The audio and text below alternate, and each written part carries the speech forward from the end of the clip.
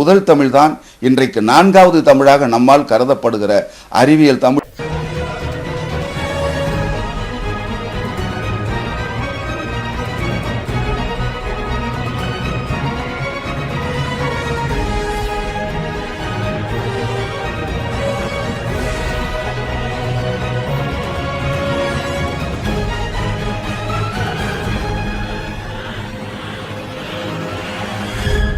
அனைவருக்கும் வணக்கம். பேராசிரியர்களுக்கெல்லாம் பெரும் பேராசிரியர் ஐயா பேராசிரியர் தேவதாஸ் அவர்களை நேர்காணக்கூடிய வாய்ப்பு கிடைத்தது ரொம்ப மகிழ்ச்சியான ஒரு செய்தி. எலும்பு மருத்துவத்திற்கு தமிழ் நானோ ரிசர்ச் ஷேர் என்று எலும்பு மருத்துவத்துக்கு 41 இதனுடைய எண் உருவாக்கி எலும்பு மருத்துவர்களுடைய வாழ்க்கையை ஆவணப்படுத்தும் திட்டத்தை இன்டர்நேஷனல் அப்ளைட் தமிழ் டீம் இணையமே இன்றைய கல்வெட்டு வாழ்க்கையை ஆவணப்படுத்தும் திட்டம் 15 கீழ் அறம் யாழினி எலும்பு மருத்துவ நுண் தமிழாய்விற்கின் சார்பாகவும் ஐயாவை இன்று நேர்காணுவதில் மகிழ்ச்சி அடைகிறோம். இன்று ஆயிரக்கணக்கான தொடர் மருத்துவ கல்வி அதுவும் எலும்பு மருத்துவத்தில் நடக்கிறது என்றால் அதற்கெல்லாம் வித்திட்டவர் பேராசிரியர் தேவதாஸ் ஐயா அவர்கள். மதுரை மருத்துவக் கல்லூரியினுடைய முதல் 50 மாணவர்களில் ஒருவராக சேர்ந்து வெளிநாடுக்கு அந்த 50 மாணவர்களிலும் அயல்நாட்டிற்கு இங்கிலாந்துக்கு சென்று பயின்ற முதல் மாணவர் ஐயா அவர்கள். 1968 ஐயா இந்தியா திரும்பி அரசு பணியில் சேர்ந்து மதுரை மருத்துவக் கல்லூரியில் பேராசிரியராக இருந்து விருப்ப ஓய்வு பெற்ற பிறகும் தன்னுடைய கல்வி பணியை தொடர்ந்து செய்வதற்காக மதுரையில் IORAS தொடங்கி அதில் டிபென்பி மாணவர்களை உருவாக்கி உள்ளார். இவருடைய மாணவர்கள் காஷ்மீரிலிருந்து கன்னியாகுமரி வரை உள்ளார்கள். ஐயாவிடம் படிப்பதும் ஐயாவுடைய பேச்சை கேட்பதும் ஐயாவுடைய அறிவியல் அறிவை நாங்கள் பெறுவதும் நாங்கள் பெற்ற ஒரு பெரிய வாய்ப்பு, ஒரு வரம் என்று கூட சொல்லலாம். ஐயாவிடம் எனக்கு மிகவும் பிடித்த ஒன்று அவருடைய அறிவியல் அறிவை தவிர எலும்பு மருத்துவ அறிவை தவிர அவருடைய ஆங்கிலம் எனக்கு மிக மிக பிடிக்கும். ஏனென்றால் இங்கிலாந்து சென்று வருபவர்கள் ஒரு சில காலம் அந்த இங்கிலாந்து ஆங்கிலேயர்கள் எப்படி ஒழிப்பார்களோ அப்படி ஒழிப்பார்கள்.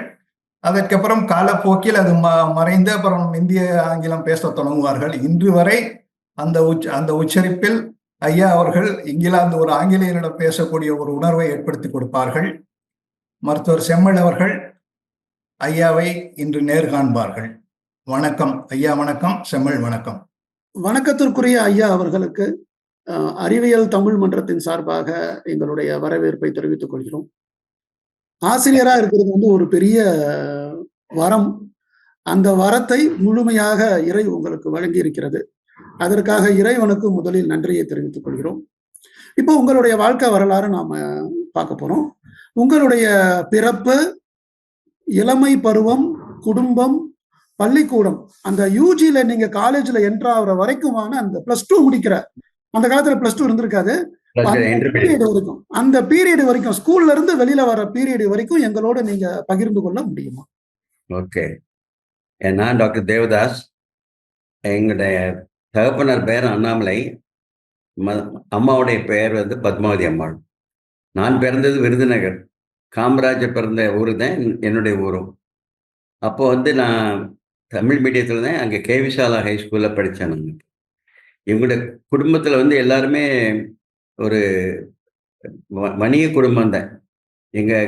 என்னுடைய தாத்தா ஒரு ஜவுளி கடையில் ஜவுளி வியாபாரம் பண்ணவர்.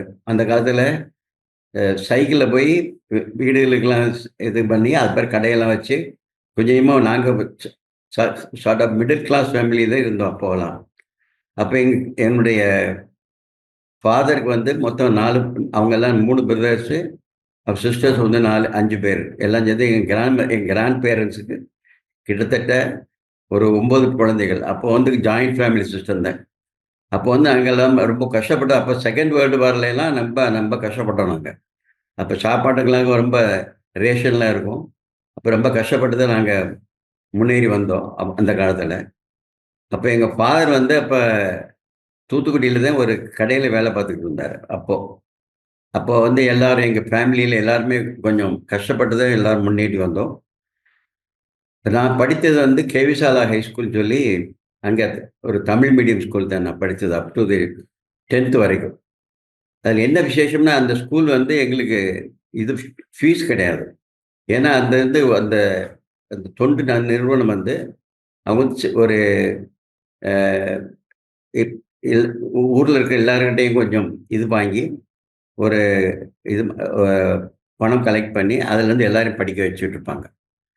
ஸோ அந்த இது மாதிரி தான் நான் வந்து படித்து டியூஷன் ஃபீஸ் எங்களுக்கு கிடையாது.